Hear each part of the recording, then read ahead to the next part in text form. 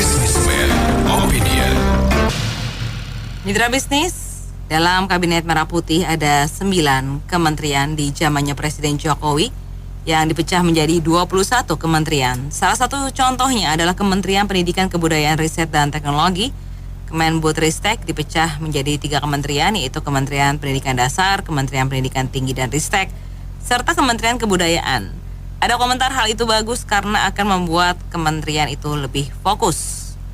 Apa komentar Anda? Di 633-9160 atau WhatsApp call di 0816-924-924. Kalau saya punya komen sih gini ya, mau Prabowo tuh menteri diapain kita nggak peduli, paling penting jangan pajak terus dinaikin.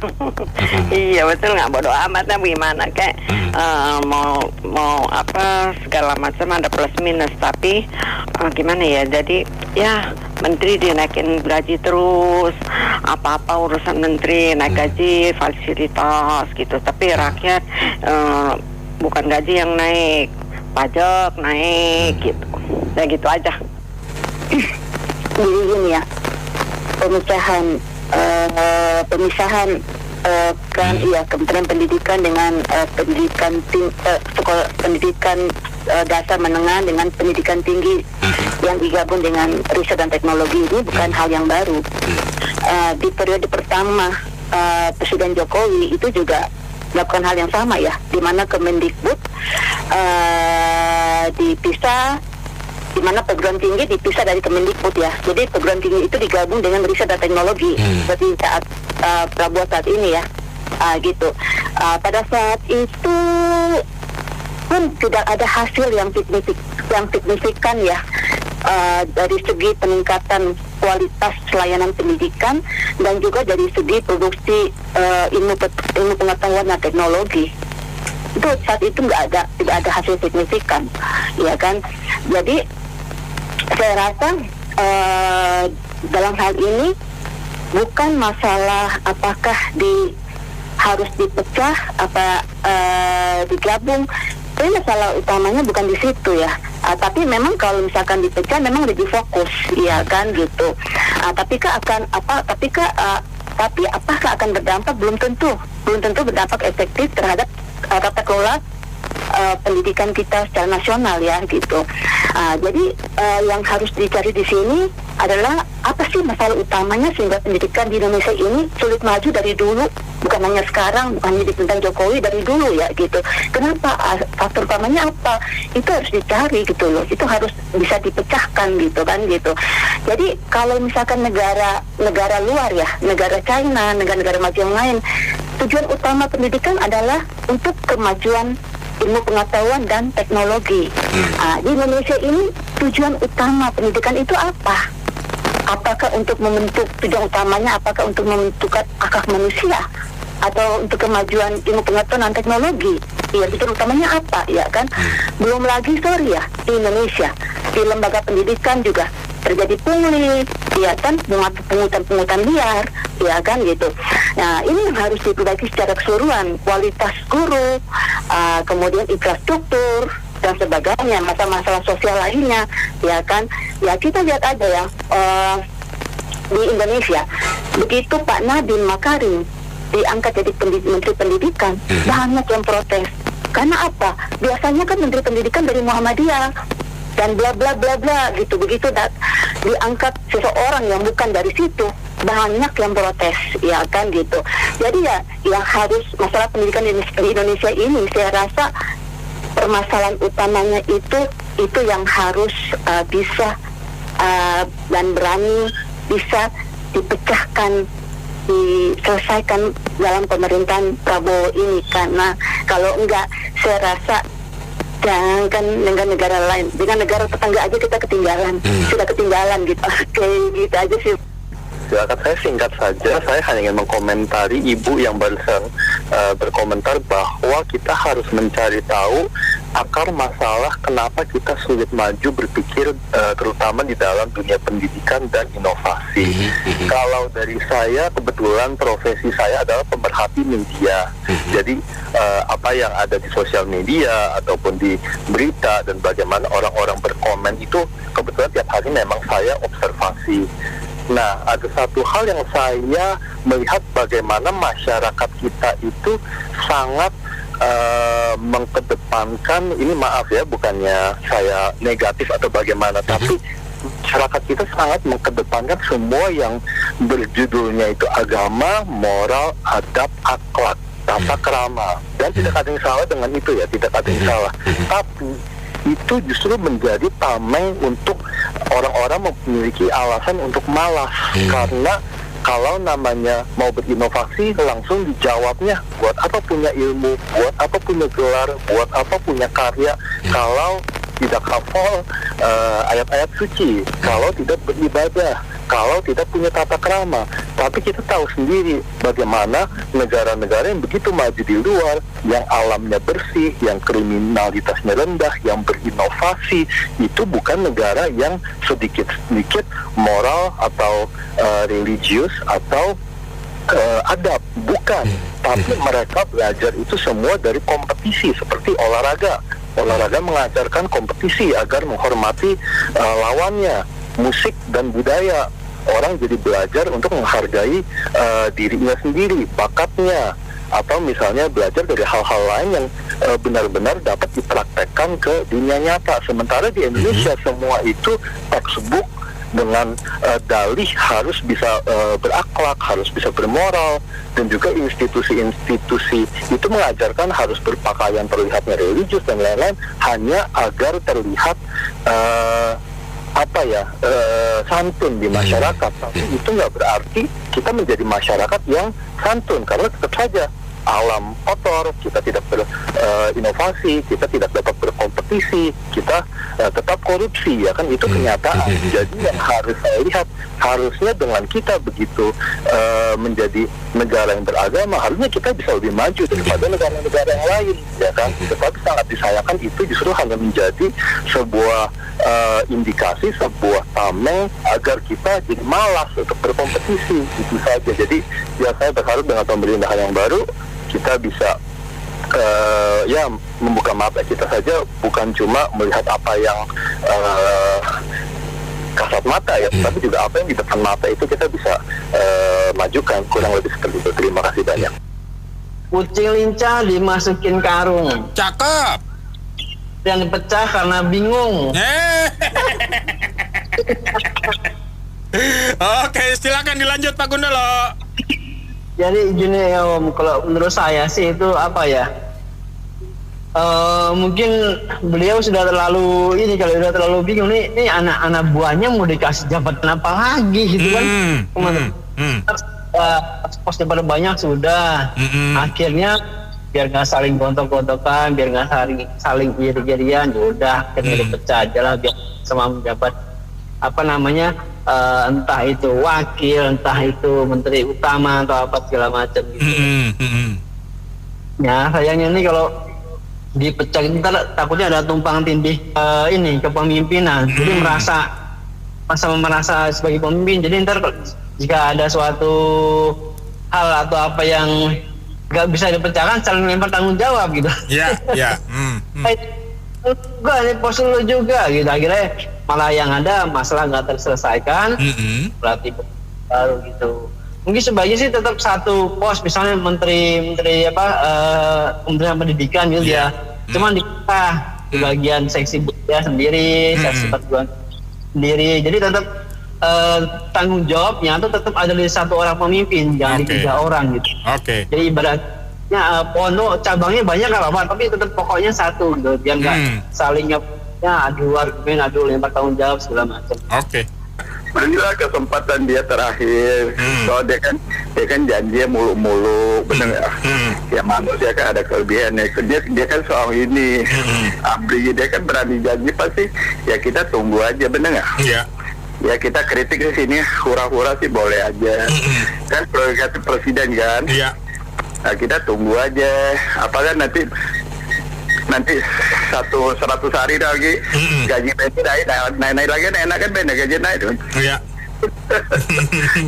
Jadi kita tunggu aja gimana nanti yang akan datang. Semua kan tergantung dia, dan kalau kita rakyat nggak kerjasama ya susah, nggak bisa, benar nggak? Sehebat apapun, seperti Tiongkok, Xi Jinping sehebat apapun, kalau rakyat nggak bisa kerjasama juga nggak bisa. Ya kita dukunglah supaya bagus, ya nggak? Kalau yang kurang nanti kita kritik aja. Ya. Ya bagus lah 1/3. Kalau zaman dulu kan itu lebih baik dijadikan ini ya menteri muda.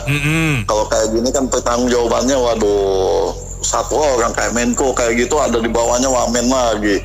Bertanggung jawab kemana, bingung itu kayak gitu. Overlapping jatuhnya kan. Jadi kembali lagi saya menyoroti Menteri Pendidikan lah ya, yang itu dibagi 3 itu ya nggak apa-apa lah. Karena pendidikan kita ini udah carut marut semuanya ini 10 tahun ke depan ini. Dipegang bukan yang ahlinya, udah gitu nggak ngerti, nggak paham, tapi tidak belajar sama orang yang udah kualitasnya tinggi tapi bergaya-gaya. Jadi carut marut lah kayak begini. Kita minimal saja di pendidikan tingkat dasar saja itu carut marut semuanya. Kasihan adik-adik kita. Masa yang tua yang bodoh bisa masuk, yang muda yang pintar dikebelakangkan. Itu logika berpikirnya kemana? Alasan zona, zonanya zona uang, bukan zona benar-benar dihitung zona uang. Zona uang, kalau uangnya besar dapat dia. Ya enggak?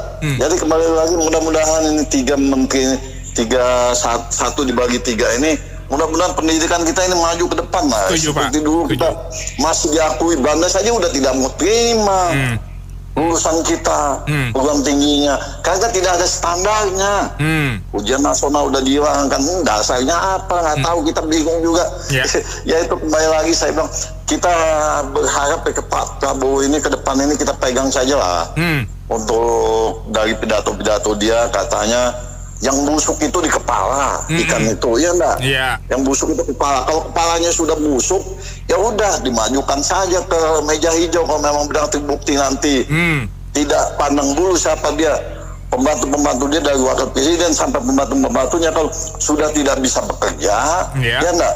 Daripada membebankan presiden kita dan membebankan rakyat. Kenapa saya bilang bebankan rakyat? Karena rakyat yang menanggung, yang menggaji mereka. Betul. Kalau mereka tidak benar-benar bekerja dengan baik, dengan benar untuk membangun Indonesia ini ke depan, kasihan presiden kita ini yang dipilih oleh rakyatnya. Kalau sekedar cuma bergaya-gaya jalan-jalan begini begitu saja, siapapun bisa. Oke, siap. Karena kembali lagi, jangan sampai membebankan rakyat. Karena rakyat yang menggaji mereka sesakit apapun, sesusah apapun, rakyat Indonesia jelata apapun, mereka tetap membayar gaji mereka.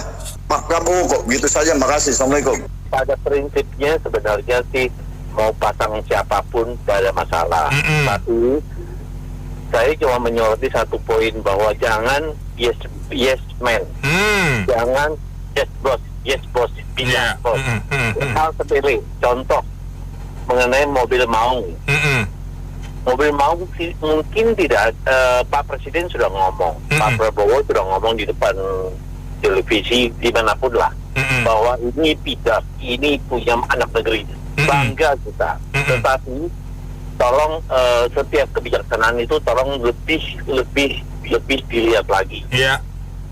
Impact-nya dan kesiapannya sudah siap belum? Contoh, after sales service-nya bagaimana? Sudah kesiapankah cabang-cabangnya dia di mana? Kemudian spare part sendiri, kalau pesanan sudah ada 4.000 katanya. Loh, bikin pesanan aja sudah ada keburu 2 tahun. Apalagi bikin spare part after sales service-nya. Tenaga sendiri perlu dilatihkah? Apakah memang betul? Kemudian PKDN, after sales service.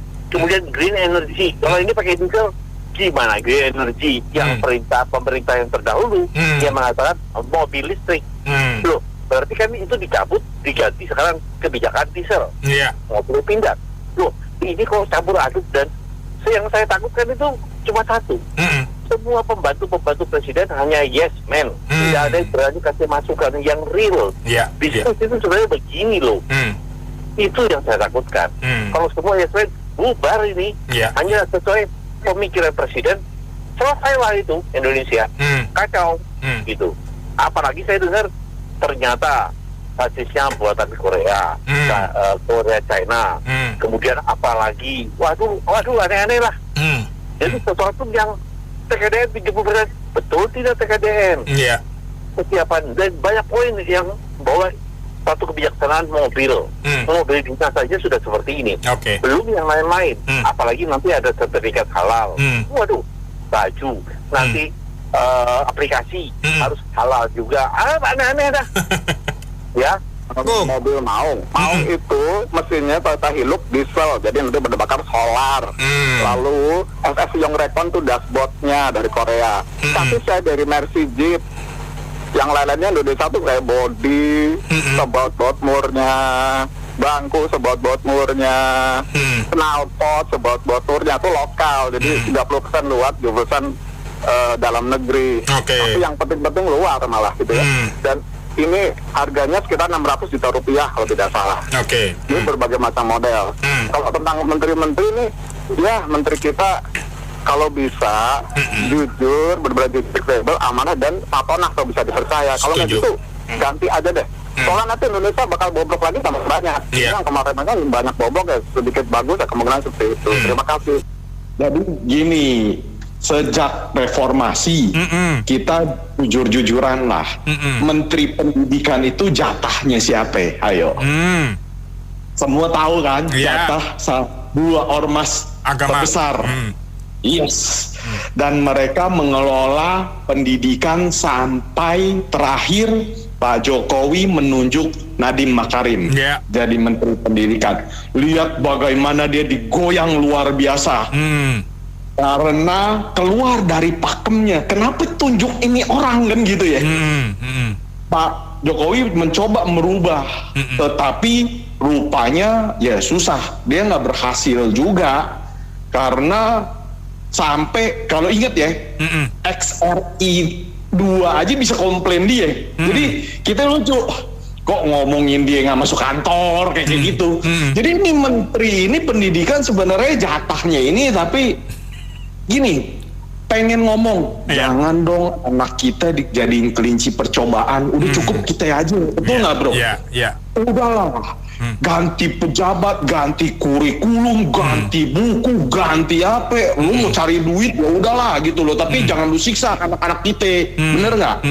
Nah, yang terlihat nyata dari era reformasi sampai hari ini, itu negeri itu, sorry ya bro, seperti madrasah jadinya.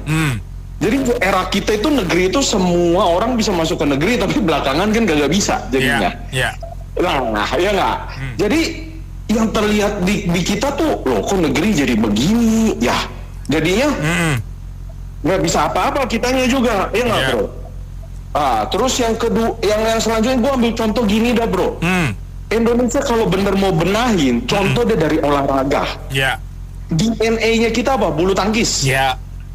Apakah pemerintah benar berhasil? Kalau dulu ingat ada kasus Komnas Pelindungan Anak yang komplain masalah jarum rokok. Tapi akhirnya apa? Mingkem juga kan tuh cuman keluar-keluar aja. Kalau nggak ada jarum belum tentu ada juara dunia bulu tangkis itu semua. Kita fair ngomong. Mereka udah invest luar biasa. Sementara pemerintah dari mana? Kontribusi ya kita bukan menaikkan tapi ada swasta yang mau. Jadi tadi siang kita dengar ICC, anak SMA 9/3 kagak bisa, mati nggak coba? Wah, ini negara kita sih udah bingung dah, maunya gimana? Maunya tuh coba deh, orang pinter itu nggak pada mau pulang karena kontribusi buat mereka membangunnya nggak ada. Mudah-mudahan deh, kita berharap ini birokrasi yang malah Pak Prabowo bikin cabang 3 ini yang jadi bingung lagi. Yang ada pejabat kan buang-buangan kerja, betul nggak bro? Buang-buangan, ini bukan gua nih, ini urusan dia nih.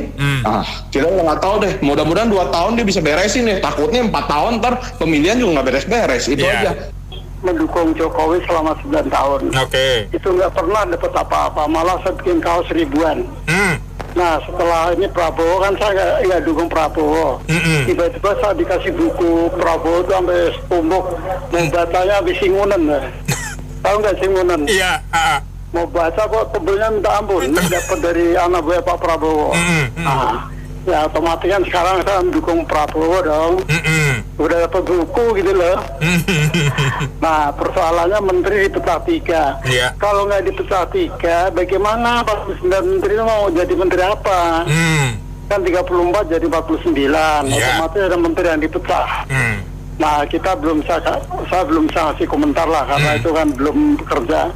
Cuman yang saya agak prihatin itu ada 3 menteri yang baru sehari dan membuat blunder. Itu perlu dievaluasi dalam waktu dekat.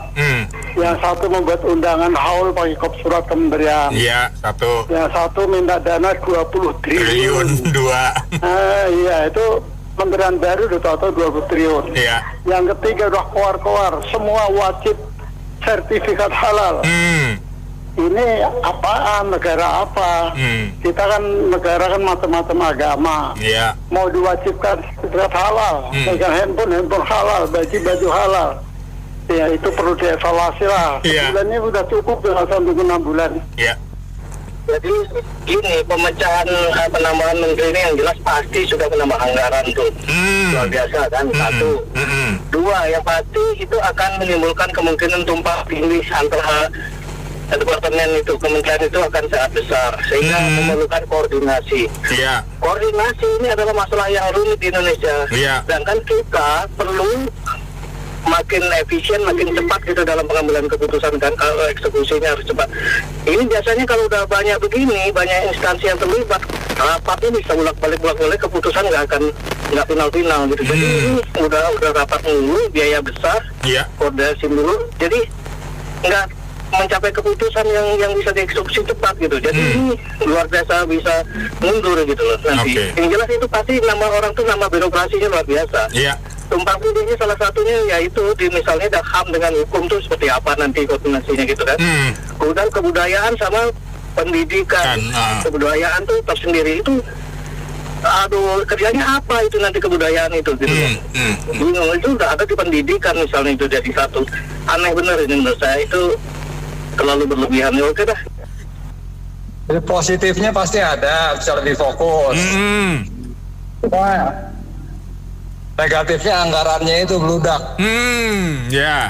Itu aja. Jadi ini kan pro dan kontra, ada yang bilang bagus, ada yang bilang jelek. Tapi gini deh, kita kembali ke culture-nya ASN deh. Culture ASN itu sebagaimana sih mereka kerja? Lempar-lemparan kerja. Itu tuh udah lazim. Nggak usah jauh-jauh lah, kita ngadu bank swasta dengan bank BUMN aja.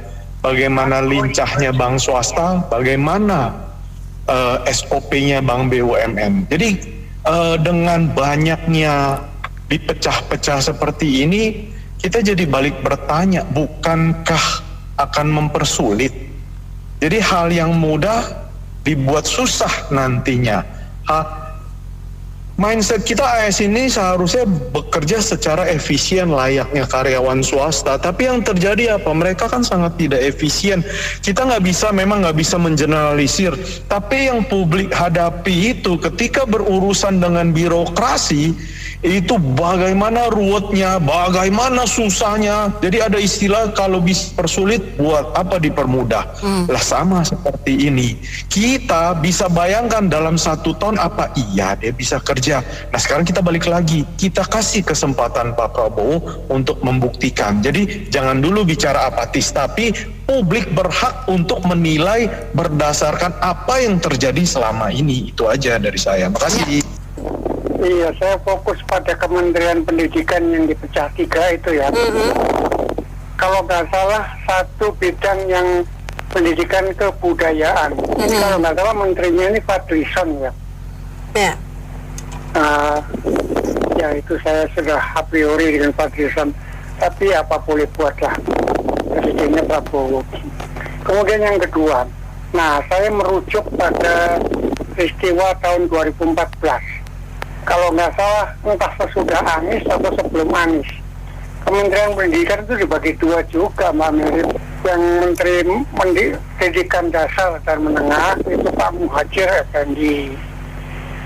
Kemudian riset dan perguruan tingginya, teknologi termasuk itu Pak Ahmad Nasir atau Muhammad Nasir. Ahmad atau Muhammadnya saya lupa, belakangnya Nasir kalau nggak salah. Nah itu saya mendengar ke belakangnya itu, kira-kira berapa bulan, entah berapa 1 tahun dia bekerja, itu ada 200 perguruan tinggi abal-abal yang dibubarkan. Wah, saya appreciate banget itu, perguruan tingginya abal-abal gitu. Terus ada yang di take over, ada yang di merger, nggak tahu lah, lupa saya itu.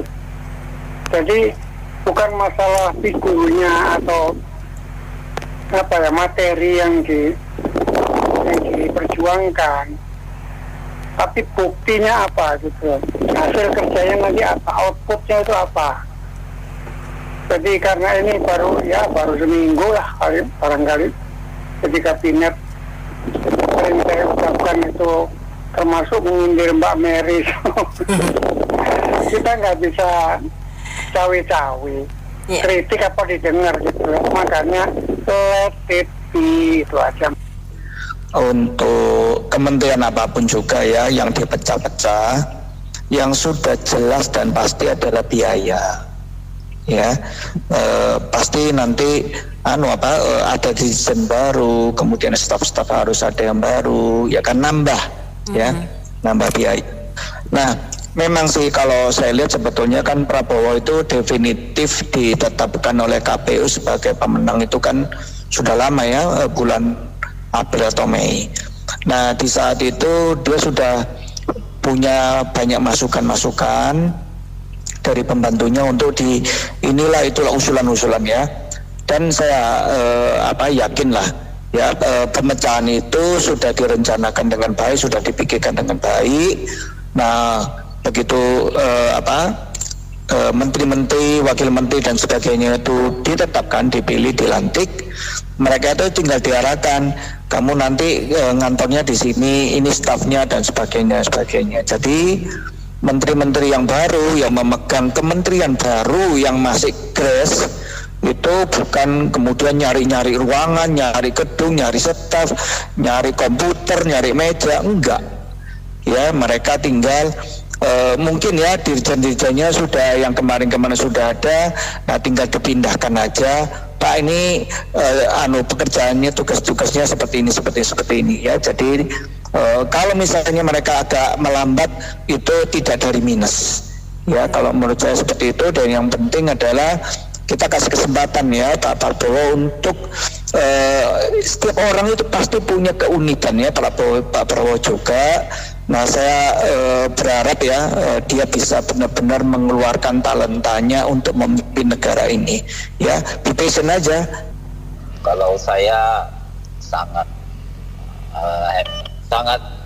atau gimana ya ngomongnya tuh, kalau menteri itu kan diangkat yang baru kan berarti kan harus punya dirjennya baru, kantornya baru, ya semuanya kan harus baru. Sementara kalau untuk mempersiapkan itu menterinya yang baru-baru ini kerja di mana gitu.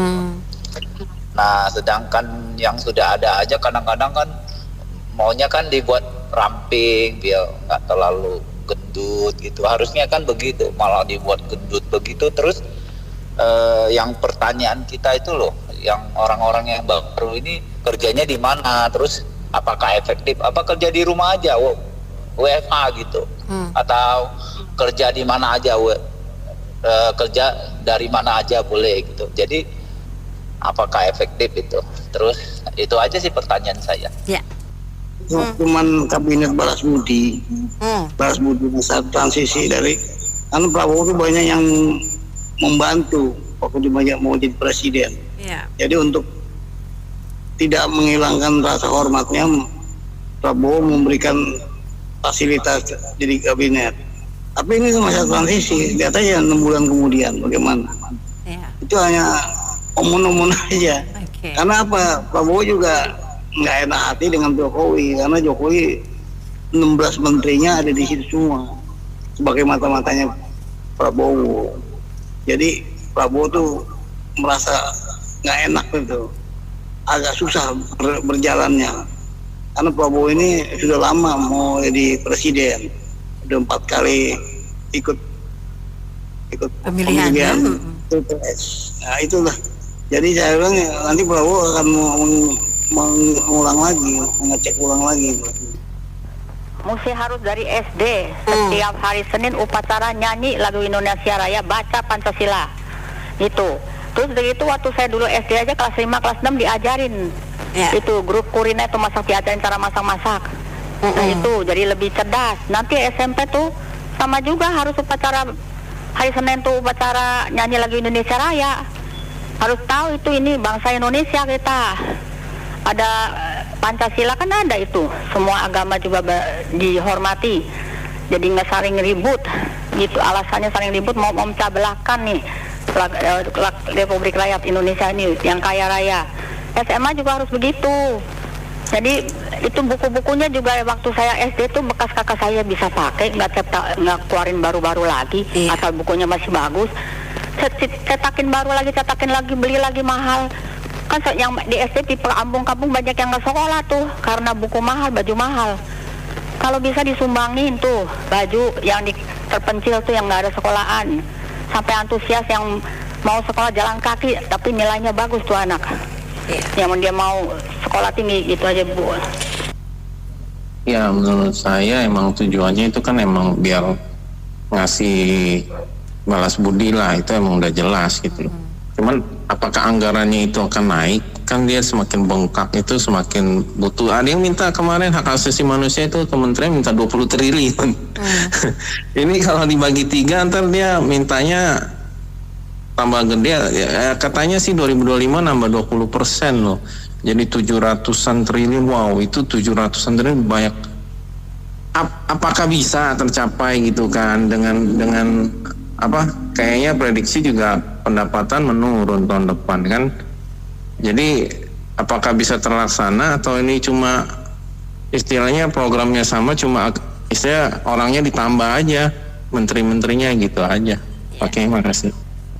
Ya kalau saya sih sebenarnya di awal itu berharap Pak Prabowo itu bukan memperbanyak kabinet ya. Ini harapan saya sebagai rakyat. Tapi kalau saya berharapnya itu Pak Prabowo itu bisa menyempurnakan kembali mengenai tata kelola dan reformasi birokrasi. Itu sebenarnya menurut saya 2 hal ini sangat penting. Karena apa? Karena memang pada periode pertama kan Pak Jokowi bisa dikatakan kan berhasil ya istilahnya pada periode pertama. Tapi yang periode kedua kan memang ya mungkin banyak pakar juga yang melihat bahwa Pak Jokowi lebih mengutamakan politiknya dibandingkan teknokrasinya, gitu kan? Kalau misalnya itu Pak Jokowi pilih pada teknokrasinya, mungkin saat ini lebih baik keadaannya. Nah, karena ketika periode kedua tata kelola yang dibangun pada periode pertama itu berubah lagi, gitu kan? Ada yang berubah lagi. Nah, maksud saya lebih baik Pak Prabowo itu lebih fokus pada memperbaiki tata kelola dan reformasi birokrasi, karena kita tahu bahwa sebenarnya keadaan dalam di kementerian-kementerian sendiri tata kelola dan reformasi birokrasi itu belum dilakukan secara total, belum disempurnakan, bahasanya seperti itu, ya kan? Kalau misalnya itu disempurnakan dan lebih baik, menurut saya itu sangat bagus sekali. Dan misalkan seperti Kementerian Pendidikan yang sudah dipimpin oleh Pak Nadiem Karaim ya, Pak Nadiem. Menurut saya itu sudah bagus, gitu kan? Tinggal disempurnakan saja. Nah, jadi bagaimana, dan itu tidak perlu dipecah kalau menurut saya, tapi harus kemudian disempurnakan dengan tata kelola dan reformasi birokrasi di bidang pendidikan sendiri. Ya kan, mungkin masalah pembangunan, infrastruktur, kemudian lain-lain dan sebagainya itu harus diperbaiki secara total. gitu, bukan kabinetnya yang dipecah. Nah, demikian juga kementerian-kementerian lainnya. Nah, saya yakin untuk apalagi kementerian atau badan-badan baru yang dipecah itu secara organisasi itu sangat sulit nantinya. Mungkin 1 tahun itu belum selesai dalam mengelola organisasi, gitu loh. Lalu bagaimana dengan kebutuhan-kebutuhan atau kepentingan rakyat yang harus segera diwujudkan? Itu yang menjadi PR sebenarnya. Belum lagi nanti soal keuangan dan sebagainya, itu dipikirkan tidak? Saya kurang tahu. Tetapi menurut saya yang menjadi pokoknya sebenarnya tata kelola dan reformasi birokrasi. Itu saja menurut saya. Kalau itu disempurnakan, maka Indonesia itu akan jauh lebih baik. Karena persoalan kita itu hanya masalah itu, tata kelola dan reformasi birokrasi. Nanti ketika itu sudah baik dan sudah masyarakat percaya, kemudian dalam perjalanannya enak, otomatis itu korupsi itu akan hilang, otomatis itu. Nah, kurang lebih hukum pun akan baik, karena hubungannya semua tuh terkait semua, terintegrasi semua, tata kelola dan reformasi birokrasi, kurang lebih begitu. Ya, lemes saya. Jadi gini, kalau kita nggak mau komentar atau nggak boleh komentar, ya nggak benar juga. Kita bayar pajak, jelas ya memang tunggu waktu, ya benar tunggu waktu hasil kerjanya gimana. Oke, dia pakai metode begini begitu, tapi dari awal aja kita ngelihat 1 dipecah 3, ya, tambah lagi wakil, menteri, kemudian apa segala macam. Ini yang jelas sudah biaya membengkak. Belum masalah koordinasinya bisa nggak? Ya, kita nggak ngomong pembentukan departemen itu yang baru itu butuh berapa biaya. 1 menteri, 1 wamen kan mesti dikasih fasilitas tuh. Itu duit dari mana? Dari kita ini bayar pajak, kan begitu. Itu aja kita perlu kritik dong. Biaya udah jelas tambah, hasil belum tentu. Sebenarnya kalau kita bilang pendidikan itu mental, ya, segala hal itu mental di kita ini. Kalau mental benar, ya, kita lihat banyak negara juga nggak banyak menteri kok, efektif, ya kan? Jadi nggak butuh banyak-banyak. Kalau mental pada bagus, ya udah kerja, nggak pakai mesti segala hal secara tertulis hitam di atas putih. Rasanya kalau Anda melawan nurani, ya, atau etika, jangan lakukan. Punya kekuasaan untuk hakim, didagangin dia punya wewenang itu. Anda mau bebas, sini harganya 20M, 50M, kan begitu. Itu yang bikin rusak. Kalau mau tuh Pak Prabowo buktikan dulu deh, yang begitu ditembak mati gitu loh. Suruh siapa kayak kita nggak peduli deh, ham nggak ada gunanya. Itu yang nyata-nyata aja, rakyat bayar pajak tapi hasilnya kagak jelas. Sesi berikutnya kami buka di pukul 11.30. Saya Anita Wijaya. Saya setuju sebagian tidak setuju. Kebudayaan dikeluarkan, iya, boleh. Tetapi pendidikan dasar dan menengah dipisah dari pendidikan tinggi dan ristek itu yang gak setuju. Karena itu pada prinsipnya adalah pendidikan. Gak peduli dia mau jenjang apa, harus dikomandoi oleh seorang menteri. Gitu ya. Nah, sebenarnya dengan dipisahkan ini jabatan menteri hanya diturunkan saja. Dulu 1 menteri, kemudian itu dibawanya itu jenjang pendidikannya itu dirjen. Jadi Dirjen Pendidikan Dasar dan Menengah, Dirjen Pendidikan Tinggi. Nah, sekarang di posisi Dirjen ini dijadikan posisi menteri. Jadi sebenarnya posisi menteri itu turun. Ya. Nah, kemudian setelah dipisah-pisah begini, ujung-ujungnya harus dikoordinir kan? Kalau enggak jalan masing-masing. Maka muncullah Menko. Jadi ini sebenarnya pemborosan. Ya, posisi yang sama itu hanya dirubah jabatannya, namanya dirubah. dirjen dijadikan menteri, menteri dijadikan menko gitu ya. Nah ini memang semata-mata karena bagi-bagi kursi, resiko politik dari makin banyaknya bergabung dalam kabinet. Jadi kalau saya lihat itu satu-satu alasan kok. Yang lain itu diada-adain alasannya. Sebenarnya kalau mau jujur itu saja, kita mau bagi-bagi kursi ya sehingga perlu dipecah-pecah gitu. Nah sekarang saya tantang nih, setelah dipisahkan katanya supaya kerjanya lebih fokus. Apakah iya pendidikan kita khususnya dasar dan menengah, saya ini 30 tahun menggeluti pendidikan ya. Nah apakah benar pendidikan dasar dan menengah kita setelah dipisahkan yang tadinya cukup dengan dirjen sekarang jadi menteri akan lebih baik ya? Saya mengatakan Dignas itu justru adalah menjadi calok dari penjual kurikulum asing ke Indonesia ya.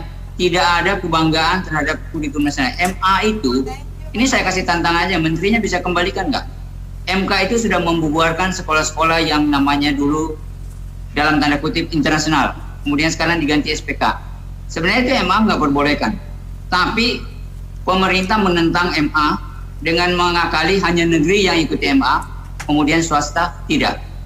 Saya mengatakan kalau memang kurikulum nasional kita ada masalah, mari kita perbaiki, bukan dijual kepada asing. Berapa banyak devisa? Ini tugas ke Bank Indonesia. Berapa banyak devisa kita? Karena kita beli tes asing itu. Kurikulum asing itu yang begitu masuk di Indonesia dibiarkan dan nggak sadar. Ya swasta itu semua berduyun-duyun akan ke sana. Karena akan dibebaskan. Di negeri kan nggak boleh. Karena kalau mereka belum, itu karena mereka sekarang belum punya uang. Ya, belum siap. Nah, apa yang terjadi bayangkan kalau suatu saat yang namanya kurikulum nasional itu hanya ada di negeri, swasta tidak ada. Sekarang Dignas itu, sekali lagi saya bilang, itu menjadi calok. Saya memaki-maki Dignas itu, ya justru menjual harga diri bangsa kepada bangsa asing. Gitu.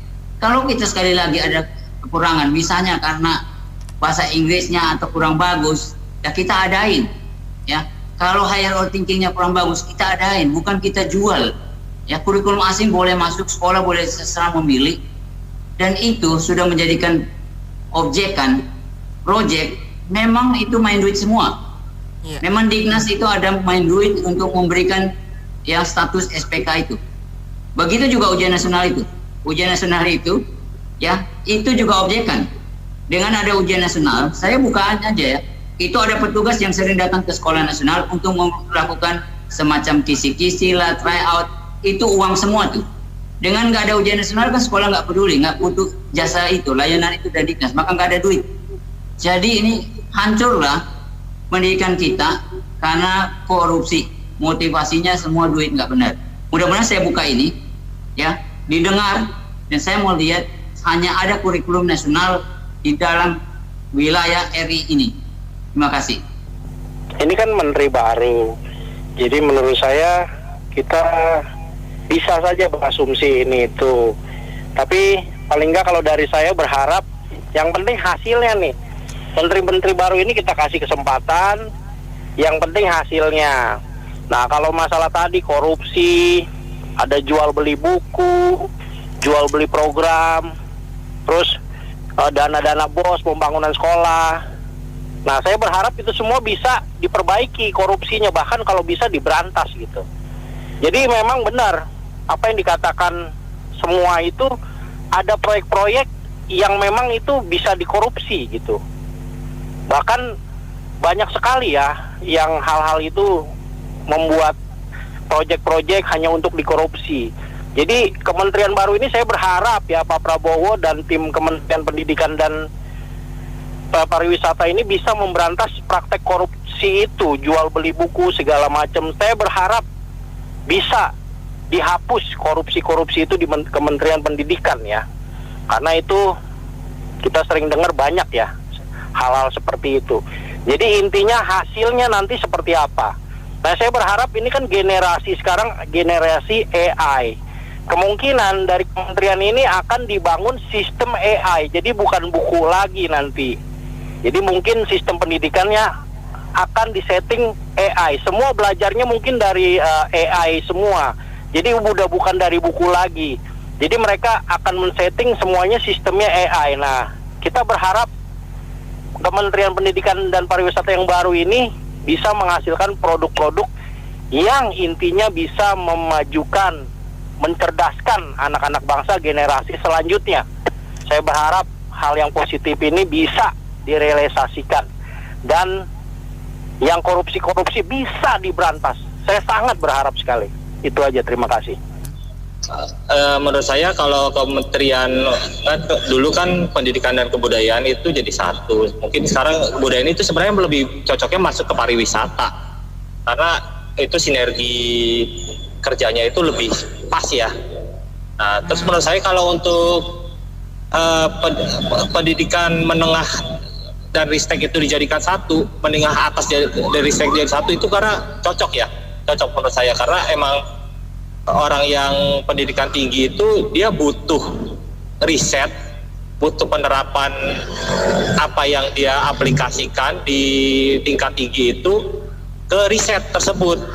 Nah, cuman yang memang saat ini saya lihat itu kementerian paling kinerja nggak ada hasilnya itu Kementerian Riset dan Teknologi. Kenapa saya bilang nggak ada hasilnya, Bu? Karena kita bisa lihat ya dari hasil-hasil penerapan aplikasi teknologi yang ada di sekarang ini itu kebanyakan apa? Import, nggak ada hasilnya. Kayak Badan LIPI, Lembaga Ilmu Pengetahuan Lembaga Ilmu Pengetahuan Indonesia, terus BRIN, Badan Riset Inovasi Indonesia, dan BATAN, Badan Tenaga Atom itu nggak ada hasilnya. Bertahun-tahun riset penerapan apa-apa kagak ada hasilnya, tetap aja kita mengimpor teknologi dari luar. Sekarang ini Indonesia itu kaya dengan dua hal, angin sama matahari. Ciptain aja panel surya diterapkan di setiap rumah tangga, kita udah bisa swasembada listrik tanpa menggunakan batu bara karbon yang mencemari lingkungan. Kedua, angin. Kita itu dengan luas pantai terbesar di dunia, pulau itu semuanya dikelilingi oleh pantai. Pantai itu hasilnya apa? Angin, ombak. Itu bisa menciptakan tenaga listrik tanpa mencemari lingkungan. Saat ini ada nggak yang kita hasilkan dari hasil riset dan teknologi tersebut? Tidak ada. Kita tetap aja mengimpor teknologi.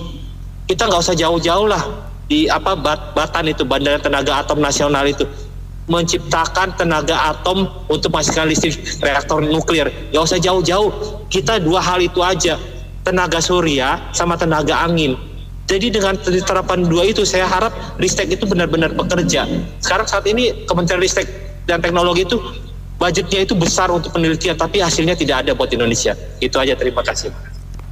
Iya, saya sih ini ya mau dipisah mau apa kayak nggak masalah gitu. Cuman sebenarnya diperhatiin nggak apa yang mereka kerja gitu loh. Kalau saya lihat selama ini ya, saya kadang-kadang tuh dekat sekolahan tuh saya nongkrong anak-anak SMP, SMA ya. Aduh, mereka itu udah pakai acara ngerokok, ya, bahasanya udah jelek banget, ya. Terus yang saya perhatiin lagi satu, Bu, tolong dibilangin ke kementerian itu, yang namanya peloncoan segala macam tuh nggak usah ya.